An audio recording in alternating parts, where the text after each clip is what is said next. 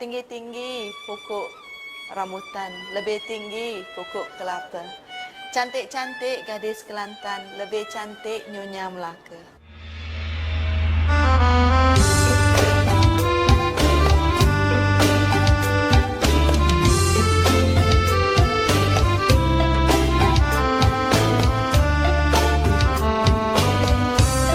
Dan salam sejahtera.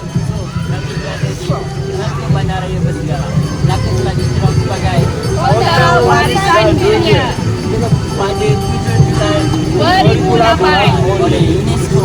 So, apa yang menarik ada di Melaka? Kita ada Asam Pedas, kita ada Sungai Melaka, Kita ada bangunan bersejarah. Dan juga komuniti Baba dan Nyonya. Ini tajuk komuniti Baba dan Nyonya sebagai tugasan kami. Kalau nak tahu, jom.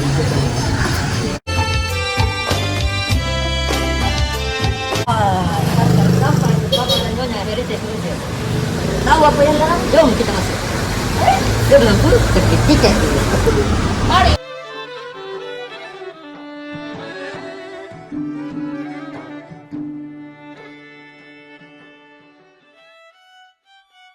Muzium Warisan Baba dan Nyonya ini terletak di Jalan Tan Cheng Lock. Muzium ini dibina pada tahun 1896, merupakan rumah kedai Cina yang dijadikan kediaman untuk didiami oleh 3 generasi.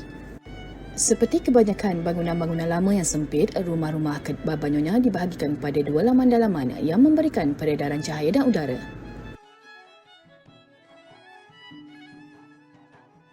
Di sebuah rumah kedai Cina tradisional, perniagaan akan berlaku di separuh depan tingkat bawah, manakala separuh belakang dan semua tingkat atas ialah ruangan persendirian.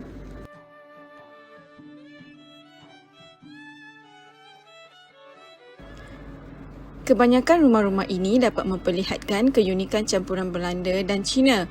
Rumah Baba Nyonya mempunyai lorong hadapan yang sempit, membawa kepada ruang tengah yang luas. Rumah Baba Nyonya dibina bercirikan seni bina budaya Cina yang unik.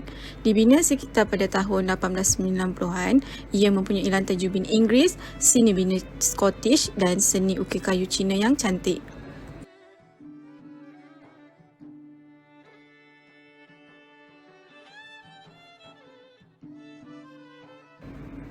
Rumah ini turut memuatkan lebih 1,000 jenis barang antik dari negara China dan England. Terdapat juga bilik tidur khas untuk setiap penghuni rumah yang dihiasi dengan mewah.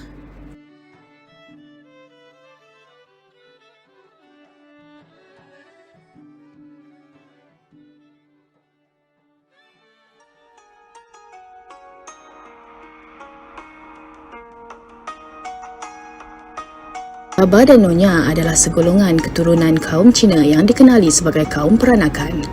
Kebanyakan mereka terdapat di negeri Selat, Tanah Melayu, khususnya di Melaka. Masyarakat ini dikatakan telah wujud sejak 600 tahun ketika zaman kegemilangan Kesultanan Melayu Melaka dan kemudiannya berkahwin dengan masyarakat Melayu. Mereka menggelar diri mereka sebagai Baba atau peranakan kerana kebudayaan mereka yang berasal dari warisan Cina mempunyai pengaruh kebudayaan Melayu. Kebanyakannya masih mengekalkan agama tradisional Cina dan Buddha, namun telah ramai yang memeluk agama lain seperti Kristian. Di luar rumah Baba Nyonya biasanya digantung feng shui atau lantern yang bernilai puluhan ribu ringgit. Mereka menganggap feng shui tersebut akan membawa tuah ke dalam rumah. Lantai rumah Baba Nyonya selalunya diperbuat daripada Yunnan marble yang memberi kesan sejuk dan menyenangkan. Setiap ukiran di rumah Baba Nyonya membawa maksud tersendiri. Setiap bentuk kelawar yang melambangkan kebahagiaan, bunga melambangkan kecantikan dan rusa sebagai lambang kekayaan.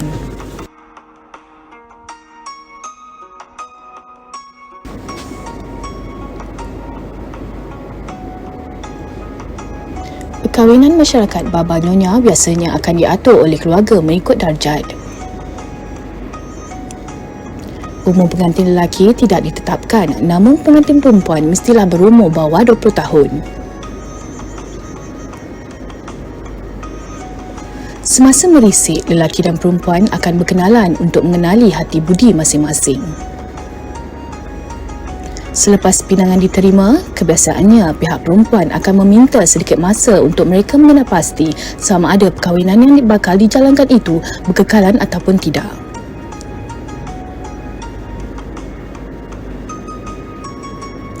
Jika berlaku kejadian seperti pinggang mangkuk serta perkakas-perkakas kaca pecah atau jatuh, maka perkahwinan yang akan didirikan bermakna tidak akan berkekalan. Masyarakat Baba Nyonya juga akan menjalankan satu upacara penyembahan sebelum majlis perkahwinan dijalankan. Upacara ini dikenali sebagai upacara sikat rambut Ciu Tau. Mereka akan duduk di dalam bangku rotan merah sambil memegang kitab sebagai tanda mereka akan melangkah masuk ke gerbang perkahwinan.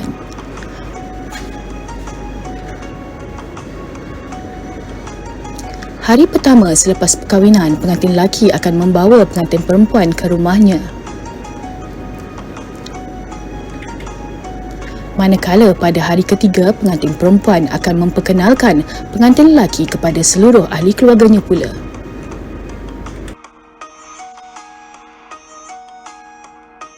Kebiasaannya, pengantin lelaki yang akan ke rumah pengantin perempuan tidak akan pergi dengan tangan kosong. Mereka akan membawa nasi kemuli iaitu nasi yang dimasak dengan rempah ratus menggunakan periuk kunceng. Pengantin akan berpakaian mengikut cara Kongcu selama 3 hari berturut-turut dengan menggunakan warna yang cerah. Pengantin baru juga akan disediakan set bilik tidur khas.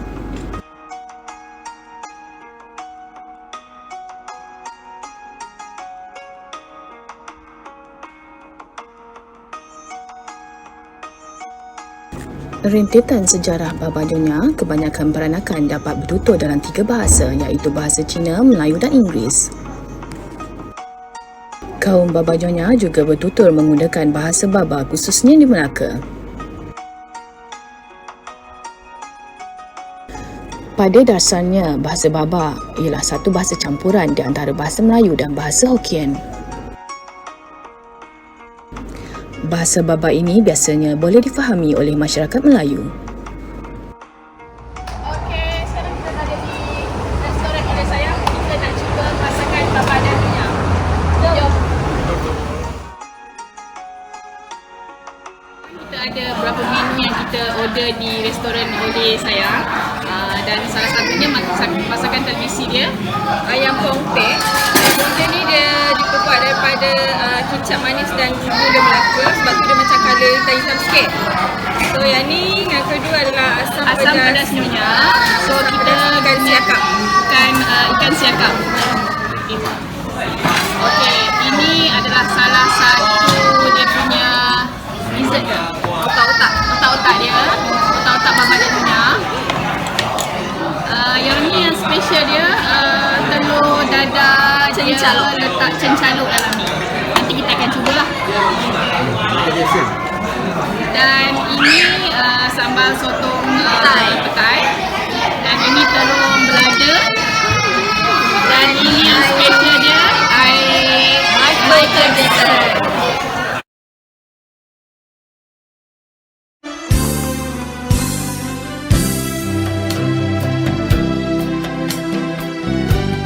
Oleh kerana maknya tu orang tempatan, boleh dianggapkan seperti orang Melayu lah. Jadi pakaian-pakaian tu lebih mirip kepada orang Melayu. Mula-mulanya orang Baba Nyonya ni memakai baju kurung, baju panjang lah. Dan kemudian ia diubahkan menjadi pakaian kebaya pendek. Jadi boleh dikatakan orang Baba Nyonya ni memanglah dia pengaruh Melayu kuat. Maka anak-anak dididik memakai baju seperti orang Melayu. Sebab itulah pada hari ini wujudnya pakaian kebaya. Jadi bagi orang lelakinya, mereka memakai baju Cina. Super macam pakaian orang Tantayuh lah. Kalau masih lagi tak ada orang mengamalkannya tu, saya ingat tak mau tahun lagi habis lah. Orang nak pakai baju kebaya pun tak mahu lagi.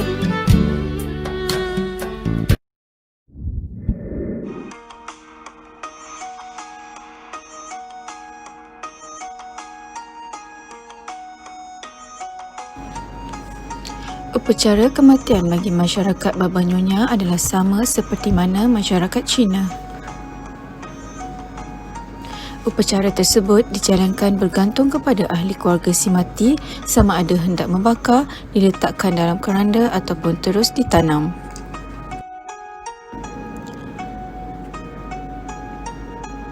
Beberapa perkara sangat dititik beratkan seperti status dan taraf si mati, penghormatan kepada si mati, upacara pengumian yang sempurna serta perkabungan. Masyarakat Baba Nyonya sangat sinonim dengan warna biru apabila berlakunya sesuatu kematian. Pinggan mangkuk yang digunakan untuk menjamu tetamu yang hadir juga berwarna biru.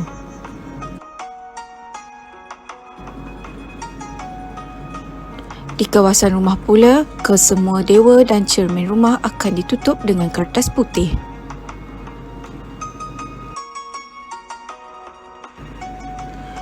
Lampu tangisan pengebumian akan diletakkan di luar rumah untuk membiarkan kawasan bandar tempat tinggal mereka itu tahu mengenai kematian tuan rumah.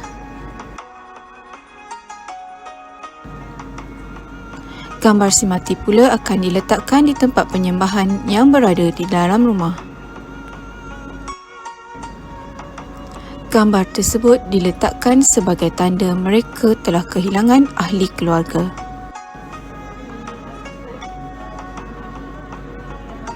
Masyarakat Baba Nyonya mempercayai bahawa kematian merupakan perkara yang paling sedih dalam kehidupan mereka. Mereka mempercayai bahawa perkabungan perlu dilakukan selama 3 tahun. Pada tahun pertama perkabungan, mereka akan memakai baju yang berwarna hitam dan putih sahaja.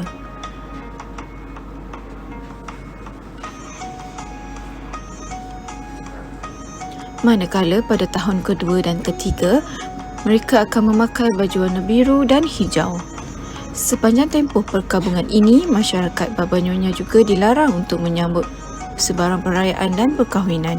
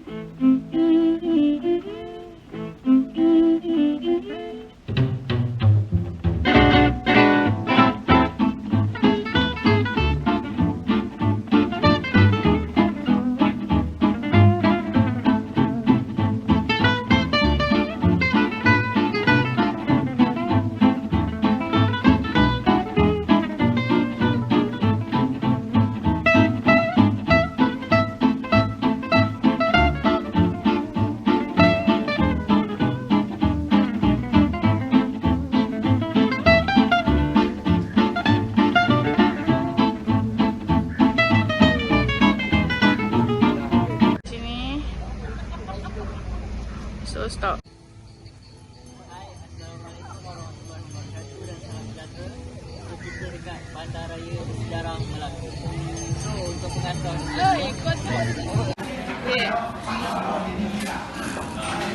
Okay, sekarang kita So, kita kat mana sekarang? di restoran oleh saya. Cik. Boleh saya. Air, satu jam Michael Jackson. Boleh lah Michael Jackson. Black and white. Just Days ada je. Rumah peranakan yang dibina pada tahun 1896 ini telah bertukar menjadi sebuah rumah muzium tradisional peranakan kemudian apa?